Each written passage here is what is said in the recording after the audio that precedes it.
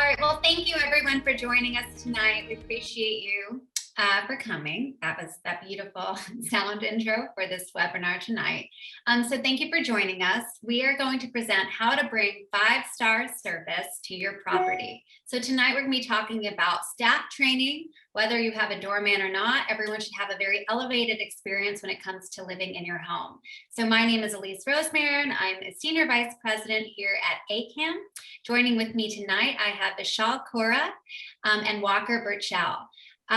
Vishal is the Vice President of Hospitality, Training and Development, and he is responsible for overseeing the training of our building staff and corporate employees. Mr. Kaura visits each client property to meet with building staff members and to help them cultivate the highest performance and loyalty amongst each other. Mr. Kaura has many years of experience in training employees from 5-star hotel industry related. That's what you came from before we were fortunate to have you here. And his knowledge is what we're so fortunate to bring to our AKAM clients. So thank you so much, Vishal, for having and joining us tonight. And then we also have Walker Burchell, who is the General Manager of the Bentley Bay Condominium, which is an AKAM luxury property in Miami Beach. Walker and his team have successfully transformed the property into one of the premier luxury properties in Miami Beach, and they repositioned the property for the whole area, which is just amazing. Before joining AKAM, Walker was a commercial property manager with Hines, which was one of the largest privately held real estate developers, and he obtained his degree in political science from the Florida International University, and he is also a U.S. Marine veteran, so you know he runs a tight ship, right? That's right. Absolutely. Thank you for your service as well. All right, gentlemen, let's get started. So the way we're going to do this today is we're going to do an overview about how to define a luxury experience, train and manage your staff, create a service-oriented culture, and then elevate and personalize the service at your property. Both of these gentlemen have wonderful experience with this, and we're just going to start with some questions that we already have received prior to today, and then we're going to interact and have a Q&A session once we've completed the initial portion. But feel free to put in questions as you have them into our Q&A box.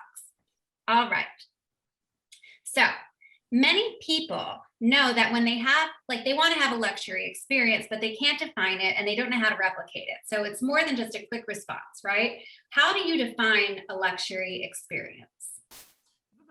Thank you so much for asking this question, Elise. And I'm just checking if I'm on mute or not. No, I'm not on mute. You're not. We hear you. Thank you so much.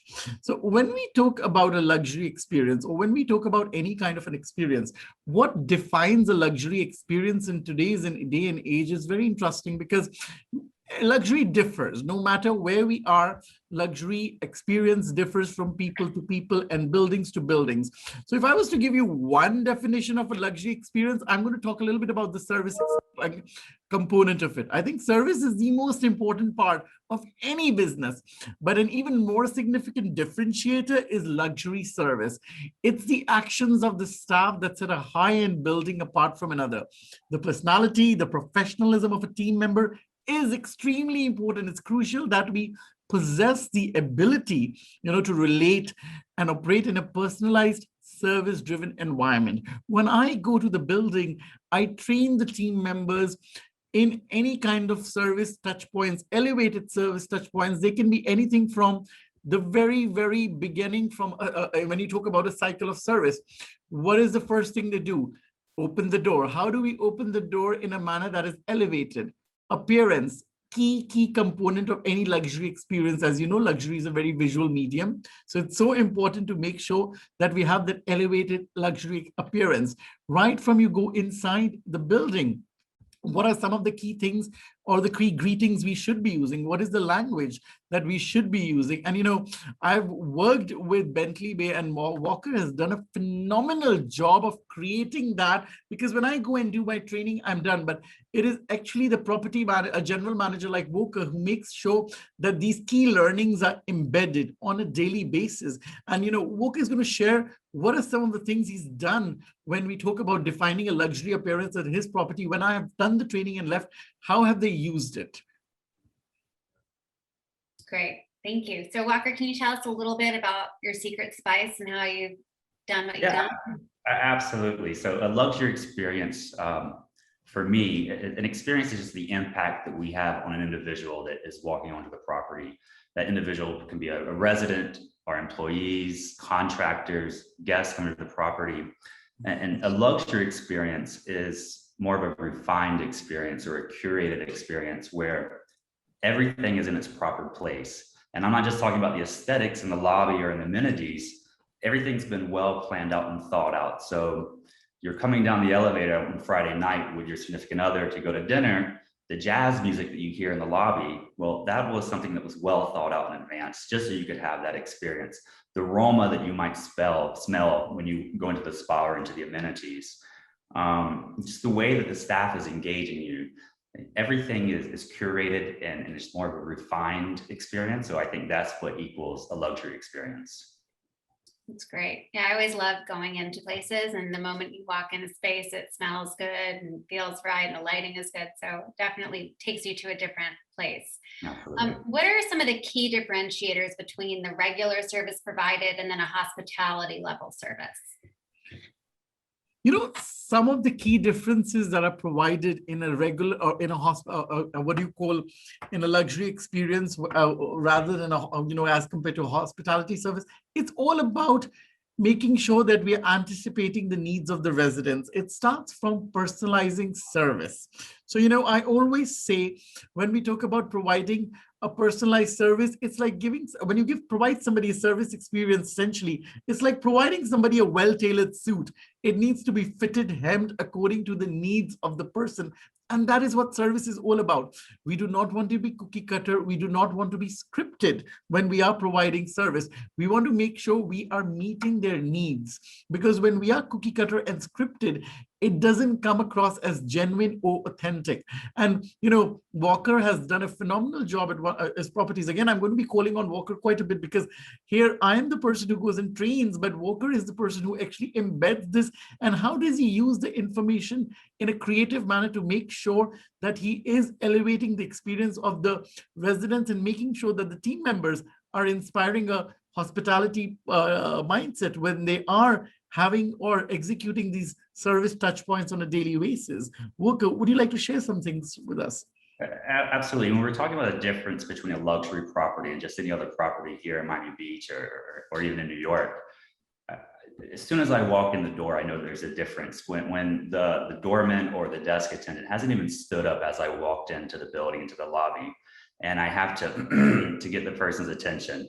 Whereas if you come into a property like the Bentley Bay, the doorman or the desk attendant is already anticipating, he's already seen you pull up in your Uber and struggling with some groceries or struggling with your luggage, and our doorman's already called a valet to come assist you. Or he might know that you have some dry cleaning set, so he'll pull it aside so he can give it to you as you come in. That's the difference between a property like the Bentley Bay and a property next door. Yeah, and I think everyone aspires to have that level of service, but of course it's not always available. And I have a question for Vishal, because we in New York City, and I know in Florida too, you'll have a property that wants to feel at least elevated, and they might not have all those doormen and people that are there, but they still want to feel elevated when they walk in the door. What are some tips that you offer those types of buildings, maybe with the resident manager or what have you? Some of the tips that we offer when, you don't have the amount of staff, some of the tips are, how do we take the existing staff? It can be only 2 people on the staff or even 3 people in the staff, but how do we take that existing staff and elevate that experience, allow them to elevate the experience? And it is definitely done through a lot of training and talent development, where we make sure that we are choosing the right talent. And if we have the right talent already in the house, how do we elevate this talent? And a lot of the time it is on coaching. We are going and visiting, and I have a few buildings like that, Elisa, that have only a staff of 3 or 4 people. But that doesn't mean that they cannot provide service that is elevated or luxury. It's about following up. It's about having those one-on-one conversations. And a lot of the time when I go into the building in a property like this, my first question to the board is, what are they looking from the staff? What are they looking? We do a sort of a needs analysis. What are they looking? And after a needs analysis is done, we do a gap analysis. What a gap analysis is, what are they doing and what is expected? Let's bridge the gap through any kind of training needs. So this is something that is ongoing. And when I go to do a training at a property, I do train, but there is another visit, like in Walker's property, I'm going to talk a little bit about again. I went to the Bentley Bay last month to do a training for the team members. I'm doing a follow-up training on second phase of service training with them. So it is a continuous process. It is ever evolving based on the needs of the boards and the resident. Because remember, our job is to make sure that the residents are getting the service level that is optimum, and it makes sure without compromising on their privacy or making sure that we are doing it in the most discreet yet most hospitable manner, which is very important. Yeah, and it's good to know that it's not that you just come, you go to a building once, you put things in place, and then that's it. That's the rest of the time that they ever see you. It's as you said, it's step by step, and you're a continuous play. You I'm sure have touched base a lot with Walker throughout the time that you've been here to just continuously establish the practice. So, and so, we're obviously, we know it doesn't happen overnight. So it's ephemeral, right? The change will happen in steps. What are the first steps that you use and implement to create a luxury experience at a property? And how do you build that culture? Because, that's another thing too. People are afraid they're going to lose the culture when they become luxury, or because now they're stuffy. How do you get that culture and put things in place to foster change, but in a way that people receive it well? That's a very good question. And it's all about culture. No matter where we walk in, it is all about culture. The moment you walk into the building, you know exactly what is the culture of the building the moment you walk in. And how do we create the culture? The first thing, typically, I go and ask the general manager of the property, what is the existing culture of the property? Are you happy with the culture that we have? And if you're happy with the culture, let's build on this culture that we have. Let's elevate it further. If you're not happy with the culture that we have, how do we cultivate a culture that meets the expectations and the needs of the residents and the board? And, Walker here has done a wonderful job of creating that culture in Bentley Bay. The moment you walk in, you feel like you're transformed into a very, very upscale, elevated luxury brand property that you are in, and you just don't want to leave. You just feel that, this is a place that I want to be more. And Walker, would you want to talk a little bit about what have you done to create such a great culture? What are some of the things that you did on a property level to create that culture? Absolutely. And just to piggyback where you left off, the first thing is you need to know where you are when you come into the property. So the AKAM's taken over the Bentley Bay. We need to figure out where we are at this moment and where we want to go. And we start by gathering data. So I'm a big fan of taking surveys. So within my first few weeks at this property, I am surveying my residents. I'm surveying our employees. I'm asking existing vendors who have had a long relationship here at this property. I'm even asking real estate agents that are in the local market because I want to understand their perception. Then I gather this data, and then we sit down with the key players and decision makers. And then that's where we formulate this master plan. And this, how are we going to get to the culture that we want? How are we going to obtain the goals to bring a property into the luxury market? And I think the next vital step is to constantly come back every few months and review that plan. Make sure you're hitting your goals. And if you're not, how can you adjust? So that's, I think that's really how we've been successful here at the Bentley Bay over the past few years. Yeah, I think it's really important. It sounds like you do a lot of work. It's not just a matter of being a boot camp. Here is what we do at AKAM. You're curating the experience for the building. And I know that is something that you do across the board, Vishal. So that's great. And what Walker said also, Elise, was a very good point. When you're doing surveys, you're making it sure that it's quantifiable. You want to make sure it's quantifiable, and have we met our goals? What are we looking to achieve? So there has to be a goal in mind when you do something like that. And how are we going to measure it, which is so important. I think that is a key performance indicator in any property of Bentley Bay's magnitude. We need to have those key performance indicators in place to make sure, and it starts with the human capital that works in the building. And then what happens though when you find, I'm sure there must be some form of resistance when you are coming in with these new it's a transition for everyone. How do you handle that in a positive way? So, you don't get overwhelmed, I guess, also leading it. And again, when we talk about resistance, and I'm just going to say one thing. Remember, when you're dealing with people, remember, you're dealing with people, creatures of emotion, not logic. So you have to remember, you cannot go into a property and tell people whatever you were doing till yesterday, you have to forget and start something completely new. It doesn't work like that. You always have to build on existing culture. You have to build on that skill set. You need to recognize them for doing such a wonderful job. And how do we move forward? And Bentley Bay is a classic example of this, where Walker went into the property and transitioned it completely, because I'm sure, Walker, you must have found some form of resistance when you took over the property. Do you have any particular key examples? I think resistance is always going to happen whenever we come in to take on a big task like we did here at the Bentley Bay. We were met with resistance, and whether that's come from employees or from residents, I feel that the success comes from just the way we message things.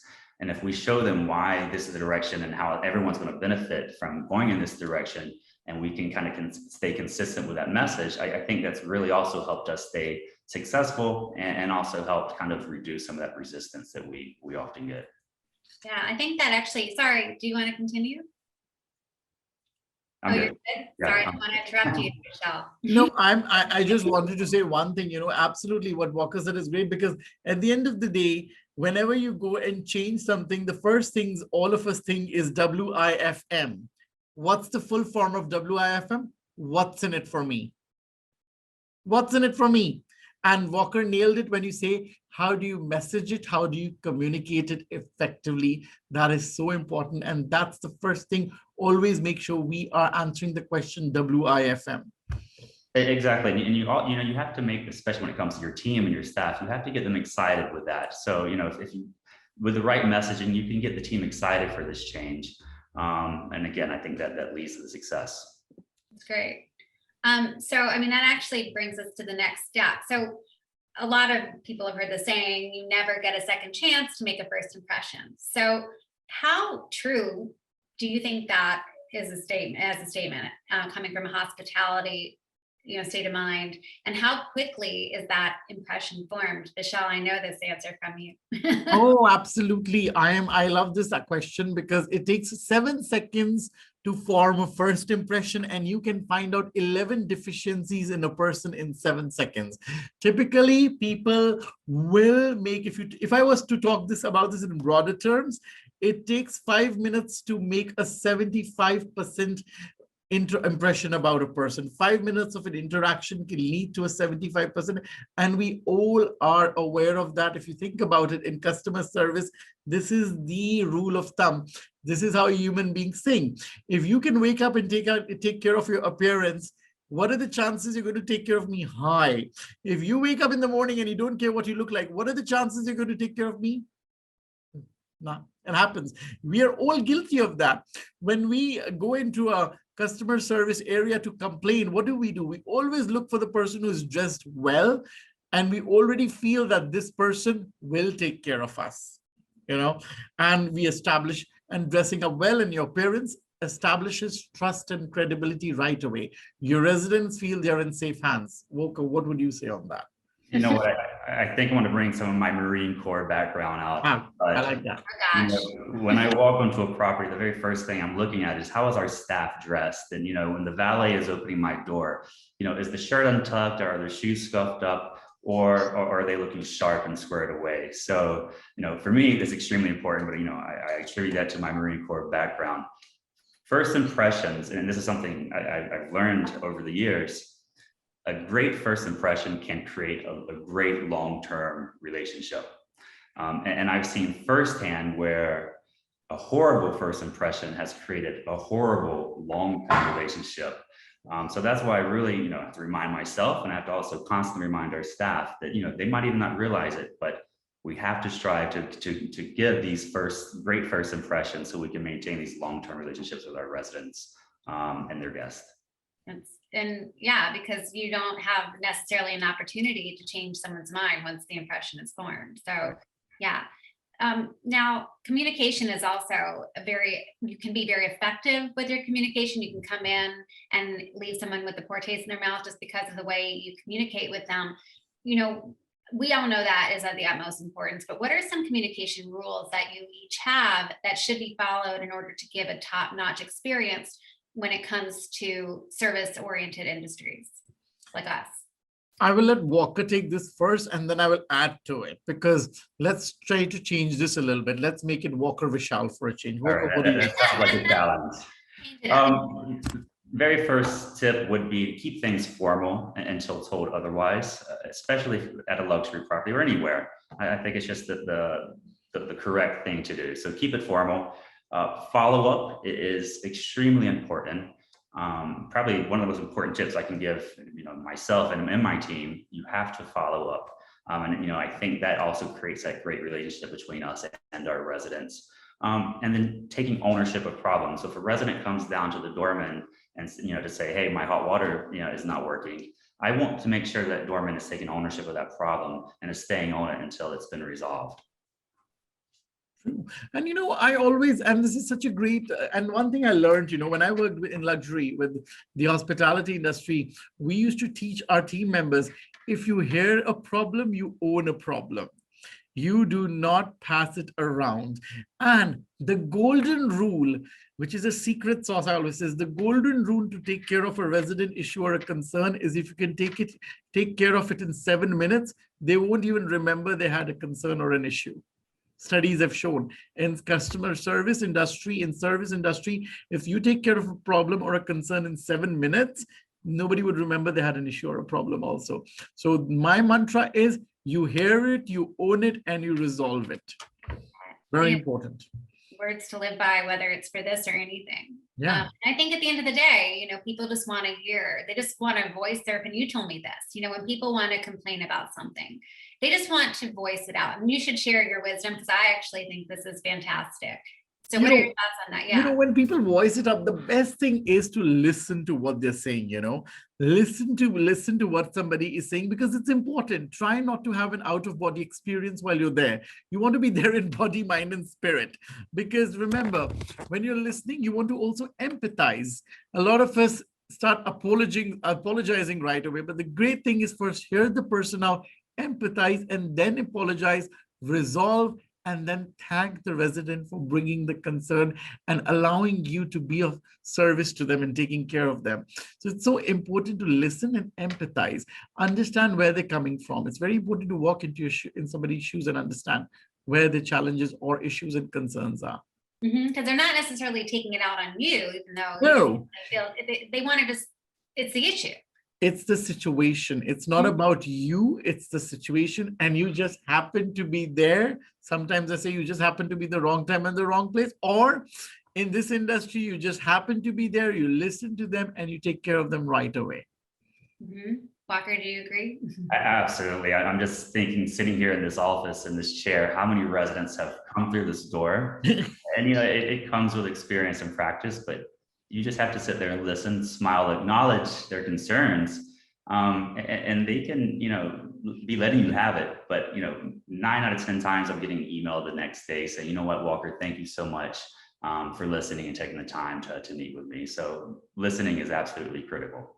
And I know Vishal mentioned this too. You have an opportunity to turn that around, and have them come away with a very pleasant experience. So what started as a negative actually turns into a positive. And I think that is really when it comes to changing the level of service, because you are instilling in whoever it is that's the voice at that time, whether it's Vishal telling you, Walker, this is how we handle it at AKAM, or whoever it might be. I think it really changes the way you feel at home, because when the pipes aren't working and I live in a building, I am frustrated and I want to come down and tell someone, and you have to unfortunately receive it, and this is how it is. But how do we at AKAM foster change in properties? Because we obviously take over properties similar to Bentley Bay. What do you do? It's just snap your fingers and put it in a nice doorman and there you go. What do you do? What do you recommend? I like the snap your fingers idea. But I wish we could. If I came there, no kidding. I know, that's a great idea. Walker, I'm going to let you take the lead on this, because you have actually done it and created something of that great magnitude at your property? So when it comes to fostering change at the property, I want to give a story. I have two very close friends of mine who are blessed enough and lucky enough to have a beautiful yacht. And they take their friends and family out often here in Miami Beach and out to the Keys. And in the summers, they go up to the Hamptons. And now they get to live their life giving these beautiful experiences to friends and family. And something I've learned over the years is the thought process that goes behind their crew and how they hire the people that are working on their yacht. So it's the same thing here at the Bentley Bay. There has to be a lot of thought of the team that we bring in and how well they're going to work together and the chemistry that they're going to have. And also how well are they going to work with the board of directors and certain other key players at the building. So, for me, it all starts when fostering change comes with just this hand selection of your team. Mm-hmm. Yeah, that makes a lot of sense. And then you gel and then you're able to work together, and I know it's different in Florida than it is New York, because in New York, we have an assembled team a lot of times when we come into a new building. So Vishal, can you shed a little light on how we would handle that situation? When we are looking to foster change in a property, I think the best way is to celebrate what's happening right currently at the property. I mean, it's important to recognize. I think recognition is key. 44% of our people leave companies because they're not being adequately recognized. Recognize what they're doing. When you are recognizing a team member at a property, they are going to be more open to change. Change is the most challenge, yet, as Gandhi said, it's the only constant in the world. Change is the only constant, and yet human beings do not enjoy change, or we are defensive when we have to deal with change. And I think we always have to remember, celebrate what we have done so far. What a wonderful job. And I always tell people, I never say the word change. I always say, how do we elevate this? How do we elevate this? Let's wear your luxury glasses and see through your luxury glasses, or see through the luxury lens. The experience, I said, there's a customer service experience that you're providing. This is great. Now let's wear our luxury glasses and see through the luxury lens, how can we make a simple a customer service experience into a luxury experience? So a lot of the times, when we are fostering change, a key thing is, what can we do differently is a question to all the team members who are already existing. What are we doing? What are we doing well? What can we do differently? And you'll be surprised. A lot of the times when I ask this question, I get responses that make so much sense. And suddenly they are more open to change because you know what? It's coming from them. It's not coming from me. They gave me these ideas. I just coach. I ask certain questions that make them think in a different way and respond. Once they've responded to them, once they've given me the responses, I'm like, this is a great idea. We're going to do it. And suddenly they feel, yes, I came up with this idea and I'm going to manage and champion this change at our property together. It's going to be a team dynamic. At the end of the day, together, everybody achieves more.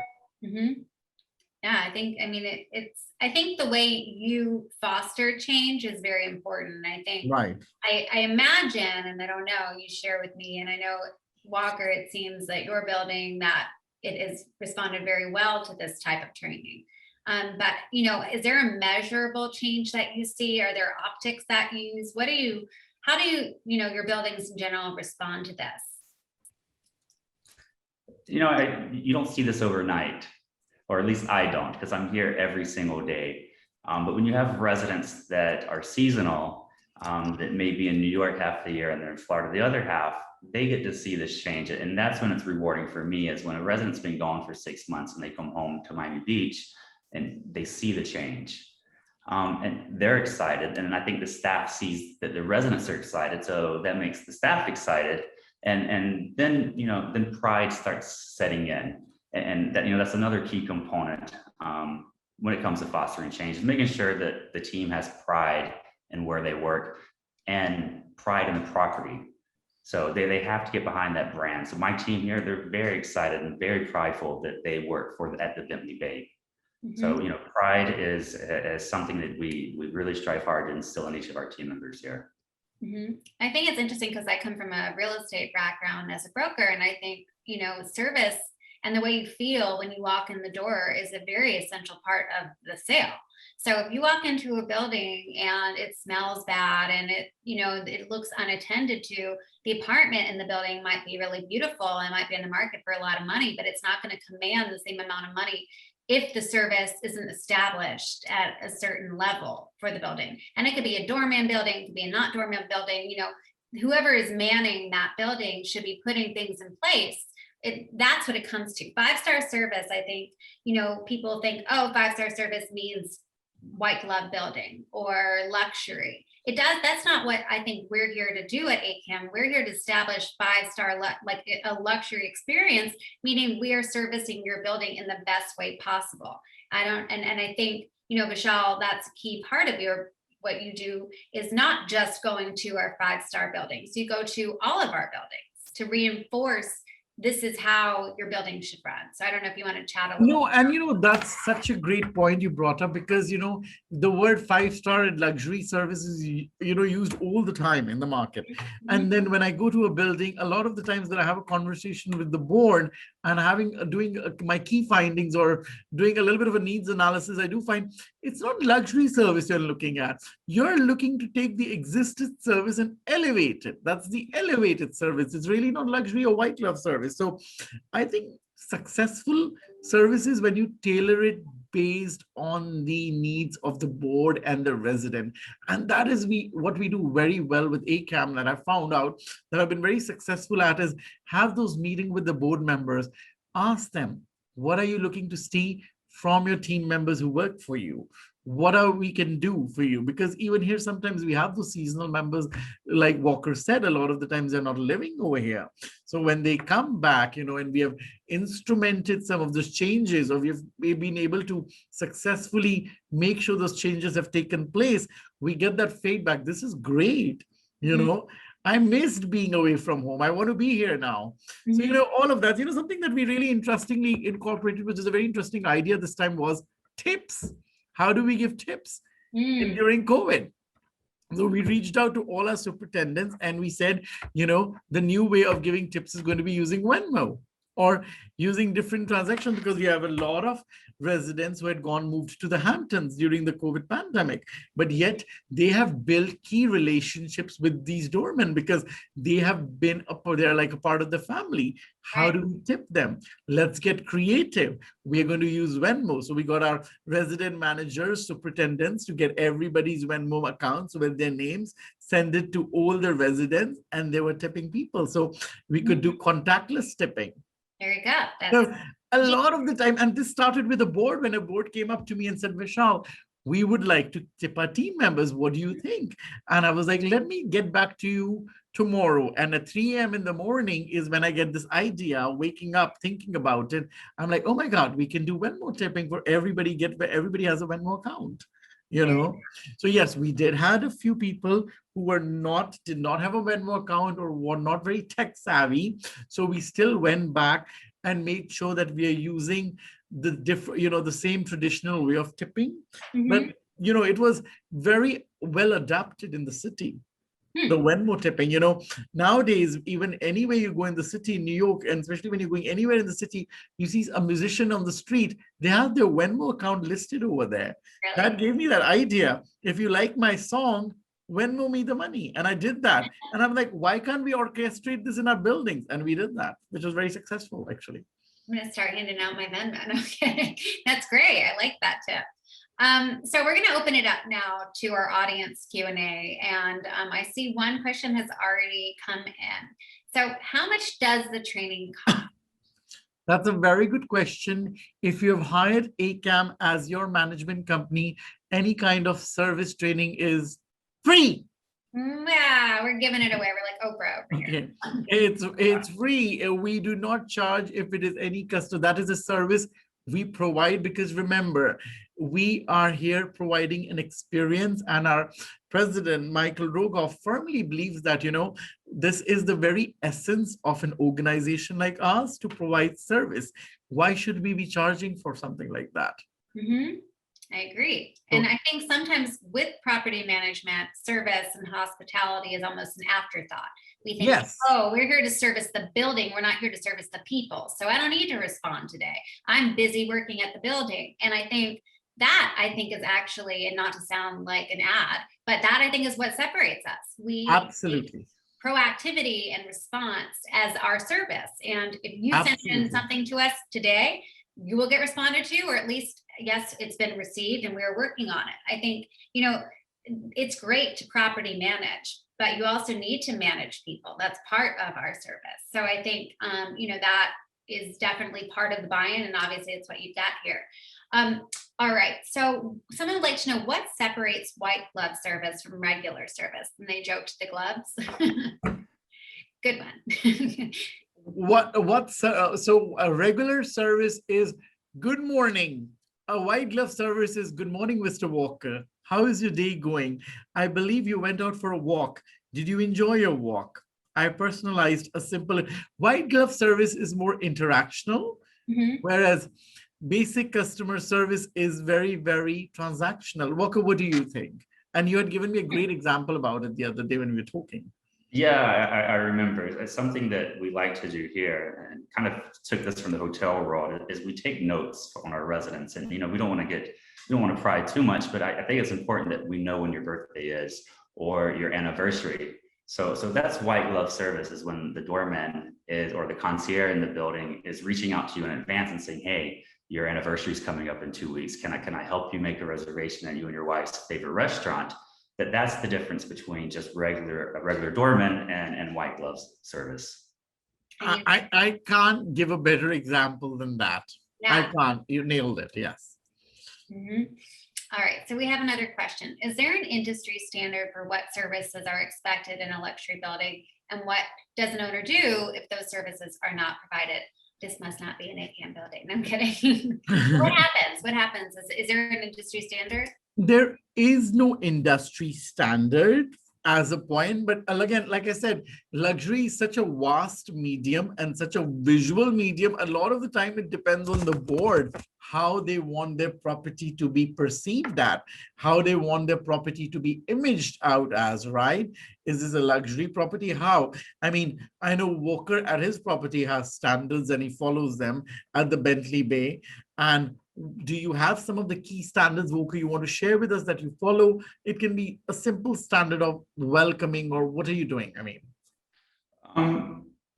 the very first thing that a resident hears when they walk in the door is a welcome home. So now that's become part of our brand here at the Bentley Bay. Is a resident is when they now expect it, that the doorman is going to say, welcome home, Mr. Smith, as he walks in. And it's just that it's a very nice gesture. You just get this warm, fuzzy feeling, and it's a genuine welcome home. So that's just a very small standard that we've kind of implemented here, and the response has just been very pleasant and appreciative from our residents. I think that's lovely. Going back to, and again, just bringing a closure to this, is there is no standard in buildings. We are not in hotels. We want to create that experience, but we also remember, this is people's homes. So we want to be mindful. We don't want to make them feel uncomfortable. They're in a hotel, yet we want to provide that service. So a lot of the times you want to make sure that you're tailoring it to the needs of the board and the building's image, how they want to be perceived in the market. So I imagine, if you are in that type of building, you don't feel like it feels luxury to you, then you would speak to your property manager if it was an AKAM building, and work with the shawl to get it up to the standard that you want. Absolutely. Yeah, you're right. All right. So we discussed how much it costs. How many meetings does it usually take for a staff to buy into this training? There is no meetings with the staff. We don't really get, it's just the board members, if they're okay with the training, we do send them what are the points we're going to be covering in the training. The property manager typically reaches out to me that we would like to do hospitality training. But however, these are some of the key issues we are facing in our building. So based on that, I present a program to the board in this training, which is going to be an hour or 2 hours. This is what we are going to cover. Once I have their buy-in, that's when I go and execute the training. And there's always a follow-up. And also when I do the training with the team members, they get anonymous evaluation forms that they have to fill out about the training. That is this going to work for them? Is this something that did they learn anything from this? And how are they going to apply it in their daily work? And how is it going to help them do their job better? So those evaluations are shared with the board.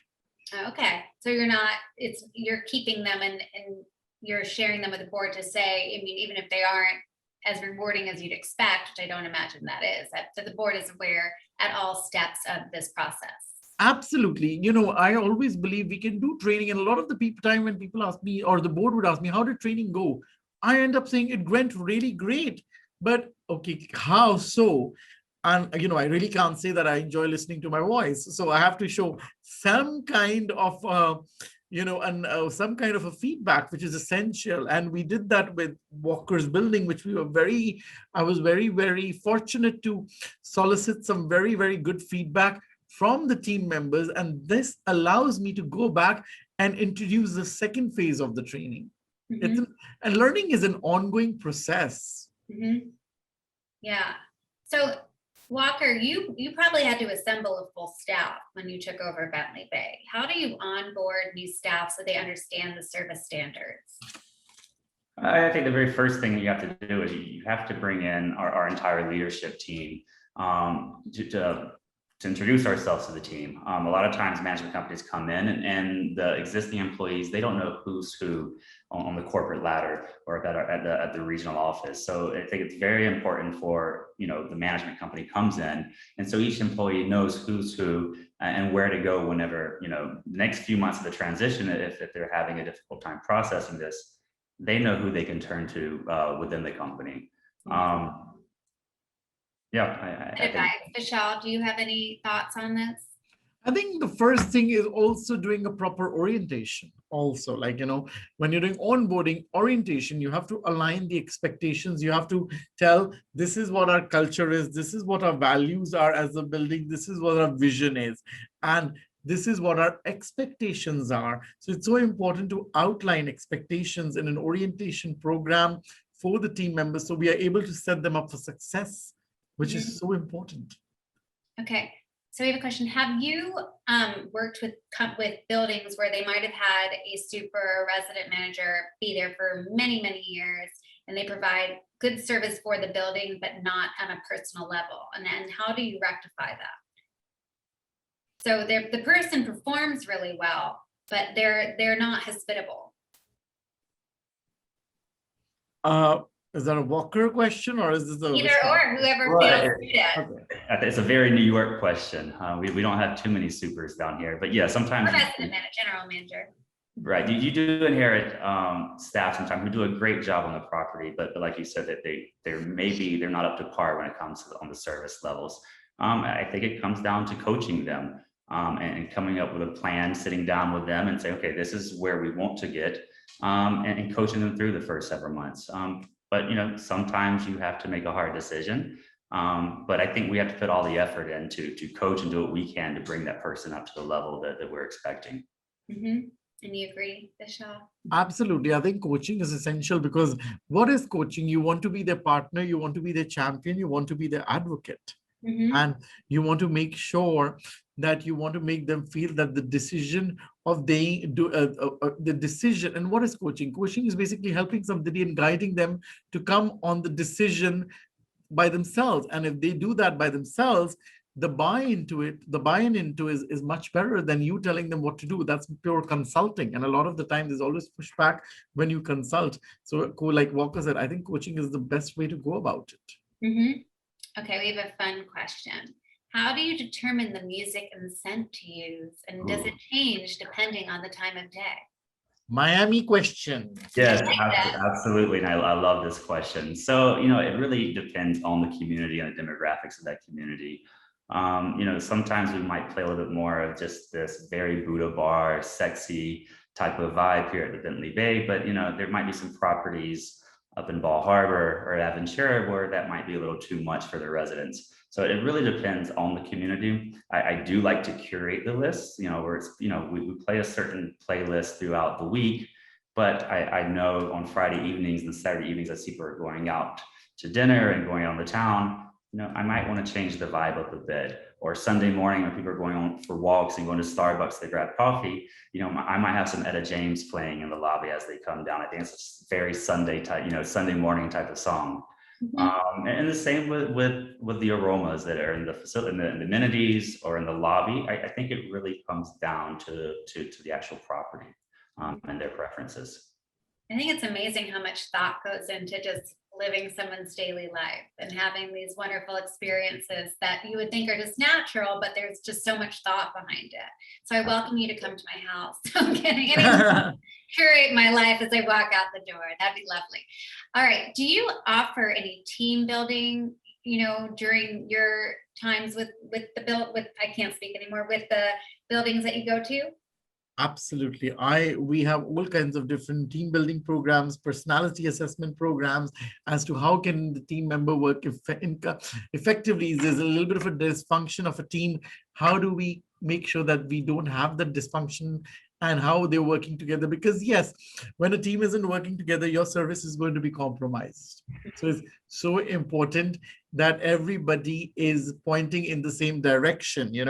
We want, if everybody wants to be pointing in north, so we make sure that everybody's aligned and pointing north or south, but they need to choose that one direction, and we make sure everybody's aligned to point in that direction to be able to create that service culture in a building. All right. How do you address dress code with staff members that have ill-fitting uniforms? I'll jump in on this one. So, when I hire a new employee, the first 90 days, that's their review period. So I'm not going to invest too much money in giving them a custom suit. But I do make sure that they have fitting trousers, that if it's a polo shirt, that it fits well. So there might be the first few days where it's, you've got to kind of get the employee up to the level that you're expecting. So that comes also back with coaching. After their 90 days, and I think you hear it at Bentley Bay, it's kind of like a graduation. It's very exciting. I take, our gentlemen to Men's Warehouse and I put them in a custom fitted jacket, because the last thing I want to see is the person representing the property, the person that's the employee that's representing AKAM is out there in a coat that's way too big, or high water pants, or shoes that are scuffed up. So we really make sure that each of our team members have custom fitted and well fitted outfits. And our ladies, we do give them kind of a standard look, but we allow them to kind of accessorize. So instead of just having to wear a plain white blouse all the time, they might want to change up the colors based on the season, or wear some very beautiful jewelry or a lapel pin. So we do let the ladies get creative, and the men, we also like to make sure that they have a very well fitted suit. And again, keeping with appearance and the overall, it's not that you're being, I guess, not to, because you're in the Marines, say boot camp, but you don't want, it's to, again, keep a tight ship and make it feel, the aesthetic is just very important, I guess, when it comes to luxury, is what it comes down to. It's absolutely, it extends to your deportment. How do you carry yourself? How is your posture? How is your body language? 55% of our communication happens through our body language. 37% is tone of voice. 7% is words. How are you carrying yourself? What is your carriage like? Because at the end of the simple things, when you're working in customer service, hands should always be visible. We should never have put our hands behind. When your hands are visible, it says that you're ready to help somebody. Your hands are ready to assist. Always hands visible. Very, very important. We check on simple grooming tips. Hands should be nicely manicured. Make sure we are having our nails nicely manicured. We don't want to injure our guests when we are shaking their hands with the nails or scratch them off. So, all these little things make a big difference. And I know we are not shaking hands right now. We are doing the fist, or we're doing the elbow, but eventually we will get back to shaking hands. So even we talk about how do we shake a hand? How do we shake a hand which is luxury? How do we make sure it's not too high, tight, or we're not giving somebody a dead fish handshake? Or how sometimes we don't let the hand go of the person. So the right way to shake a hand is, what is the right way? We train our staff to do that also, the right way to shake a hand. And I think, let me just add one thing. I think, when the staff is looking good, they're feeling good. And I think that really elevates their confidence as well. And the residents notate, they notice that. So you having a confident doorman because he's well dressed and he's looking sharp, I think it's key to their confidence. Yeah, and I think again, it sounds like you're reinforcing. That's what training is about. It's not a matter of instilling and creating a negative environment. If anything, it's an uplifting experience because people feel supported by their environment, when it comes to the actual staff themselves, and you're there to be a support system to them. You're not just there to, dictate, which I think is important to realize the difference of, because if not, it comes across as being pretty intense, to the building potentially. Right. Are there any, unfortunately, our time is nearing, but are there any, last minute tips that you can offer that you've learned throughout your experience when it comes to elevating a level of service that you'd like to leave us with? Walker? Trust. You want to switch it to Vishal? No. I'll take this one on. I think, my last tip is creating a trust between you and your team. You have to trust them to deliver this experience to your residents. And you have to empower them to make decisions. So trust is key. Good one. Vishal? Very good. And also, again, piggybacking on what Walker says, it's experiential, it's something from the way, the feel, the vibe, and we create that experiences. So it starts with experience. And what I would like to end is, this is, people will forget what you said, people will also forget what you did, but they'll always remember how you made them feel. Maya Angelou. And that's what service is all about. How do you make people feel on a daily basis? You have that power to make somebody feel like, I am $1 million today. I feel great. That's what true service is about, making people feel great about themselves. And that known, when you said the aroma or the music, I could imagine you with the background music of the City of Blinding Lights, Elise. Me? Yeah. Oh gosh, I don't even want to know what some people would say the background music of my life would be. That would be inhospitable. No, I'm kidding. But you guys have been so wonderful, Walker and Vishal. I really appreciate your time. And I know that all of our buildings and your building at Bentley Bay really appreciate everything that you both have done. So I really cannot thank you enough. I hope that's how you answer in hospitality language, but sincerest thank yous. And thank you all, our clients, for your time this evening. And we look forward to continuing the conversation. You can always reach out to myself or Vishal or Walker, and their information is here. And we're happy to speak with you about anything we discussed tonight. Have a wonderful evening, and we'll see you soon. Bye. Thank you. Have a great evening. Have a very pleasant evening. Thank you. Bye-bye. Bye.